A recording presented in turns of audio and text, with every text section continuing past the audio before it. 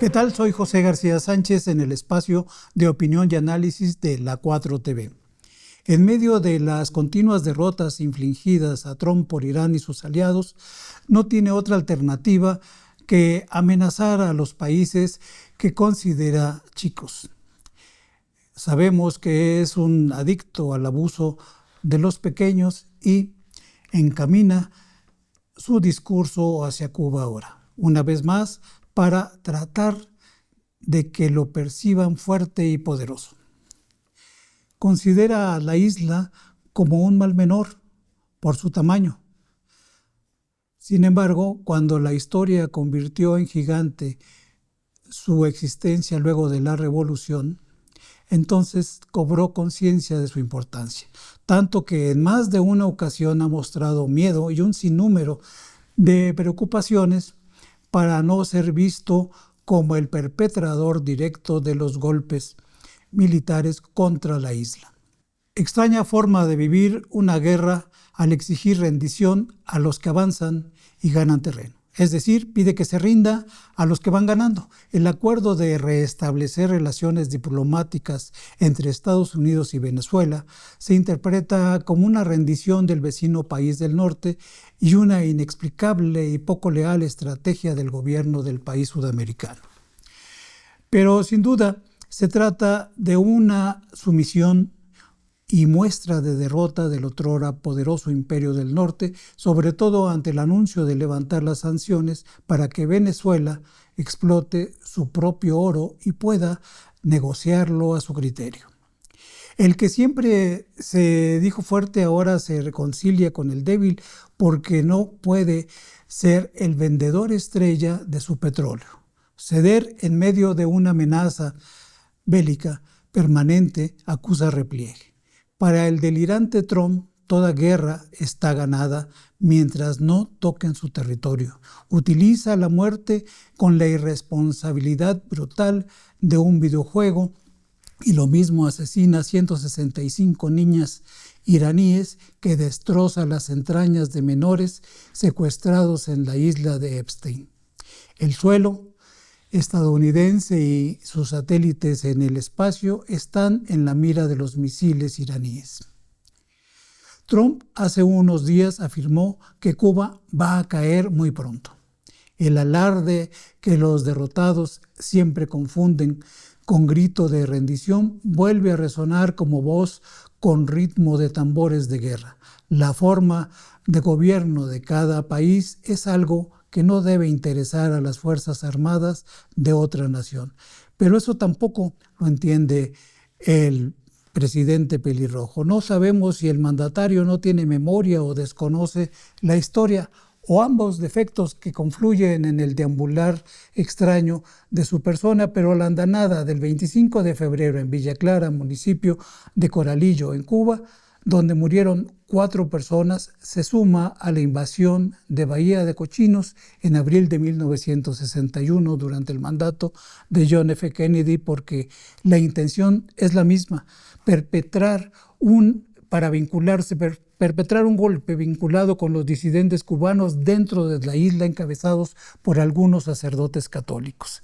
Días antes de la incursión, Estados Unidos envió también desde Miami ayuda humanitaria hacia el oriente de la isla entregada a los curas con el argumento que el gobierno se quedaba o vendía los supuestos manjares que enviaban desde la península los gringos. El contacto se estableció de manera sutil pero contundente. La llegada de la embarcación tenía por objetivo armar a los inconformes. Las autoridades indicaron que tras el ataque armado contra una unidad de superficie de las tropas de la Guardia Fronteriza en la zona noreste del canal El Pino, en el Cayo Falcones, transportaba a 10 individuos armados que tenían la intención de llevar a cabo una infiltración con fines terroristas. Se incautaron fusiles de asalto, pistolas, artefactos explosivos improvisados, o sea, bombas molotov, chalecos antibalas, miras telescópicas y uniformes de camuflaje. Todo estaba preparado para iniciar una andanada. Todos los detenidos son cubanos, la mayoría con antecedentes penales en Estados Unidos. Inexplicable la tentación de Estados Unidos, porque su lucha por derrocar al régimen cubano, siempre utilizando nativos de ese país para encabezarlas con este disfraz desde hace 65 años.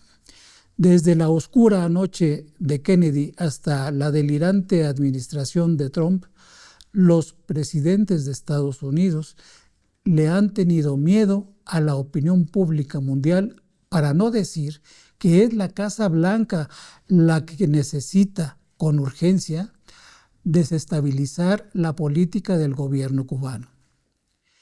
Ni siquiera en el caso de Venezuela trataron de enmascarar la intervención directa como en el caso cubano.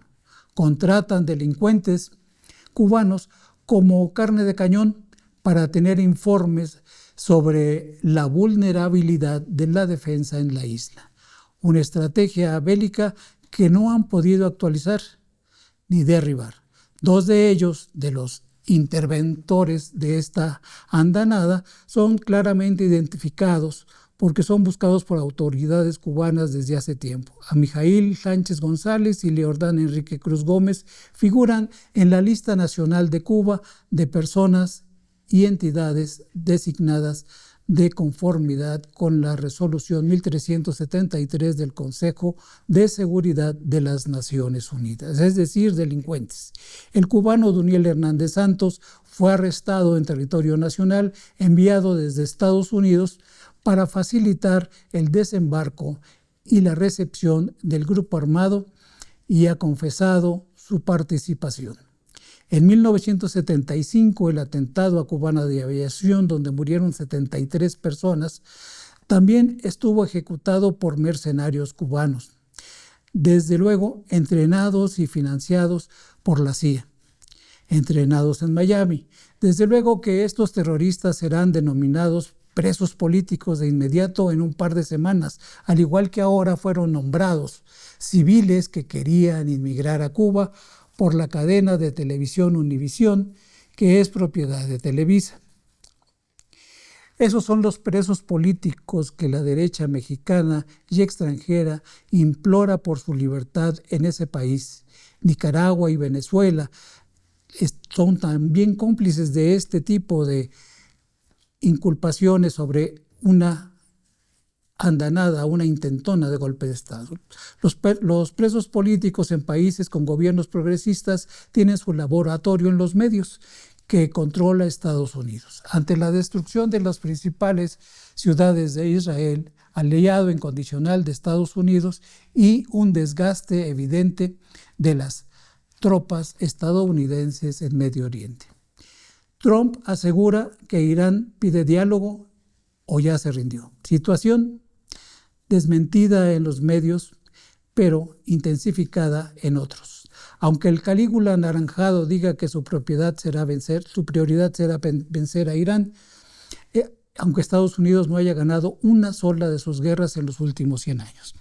Puede suceder una criminal sorpresa en el Caribe. Así también asegura que Cuba solicita un diálogo con Estados Unidos como una manera de hacer evidente una falsa rendición, versión fantasiosa del excubano Marco Rubio, instrumentador del ataque de la lancha con cubanos a Villa Clara, entrenados en una finca de Miami hace un mes. Recordemos que un día antes del ataque armado a Villa Clara, Trump dijo en la Casa Blanca que es solo cuestión de tiempo antes de que los cubanos estadounidenses puedan regresar a su país de origen.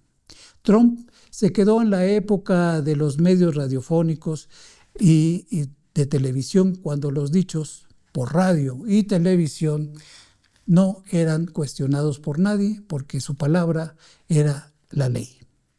Creaban una historia paralela basada en mentiras. Debe comentarse el caso de Jorge Mas Santos, hijo del líder de la mafia cubana en Miami y uno de los más radicales anticastristas, Jorge Mas Canosa, un símbolo del terrorismo, el sabotaje y el golpismo contra Cuba.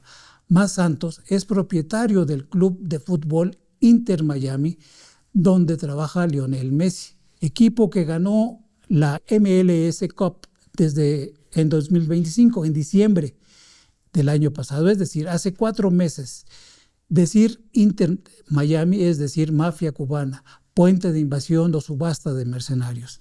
Este encuentro sucedido el jueves 5 de marzo, hace unos días, entre Trump, Más Santos y jugadores, puede ser un guiño que anuncie la próxima pesadilla de Trump en el Caribe.